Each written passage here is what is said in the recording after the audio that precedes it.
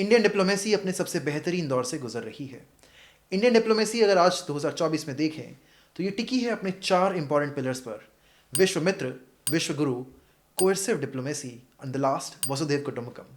इस वीडियो में हम चारों के बारे में समझेंगे। सबसे पहला है विश्व मित्र, यानी कि दुनिया का दोस्त।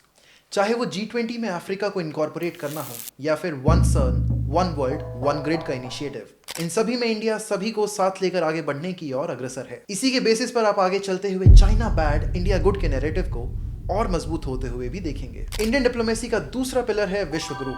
सबकी बात सुनकर सबकी अगुवाई करने का वर्ल्ड लीडर का इनिशिएटिव इंडियन डिप्लोमेसी लेकर चल रही है। फिर वो चाहे ग्लोबल साउथ की लीडरशिप हो, ब्रिक्स का एक्सपेंशन या व्हाइट हाउस में रिसेप्शन, इन सभी चीज़ों को अगर आप डॉट्स कनेक्ट करके देखेंगे तो विश्व गुरु की और इंडियन डिप्लोमेसी का ये पिलर और मजबूत हो रहा है। The third pillar is of the coercive diplomacy.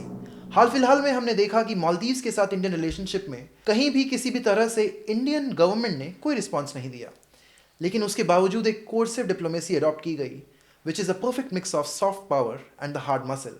आगे जाते हुए आप इससे और भी मजबूत होते हुए देखें तो अचरज मत करिएगा। The fourth pillar of the Indian diplomacy is वसुधैव कुटुंबकम। ये G20 का एक थीम ही नहीं बल्कि इंडिया की डिप्लोमेसी का एक कोर फिलॉसफी भी है।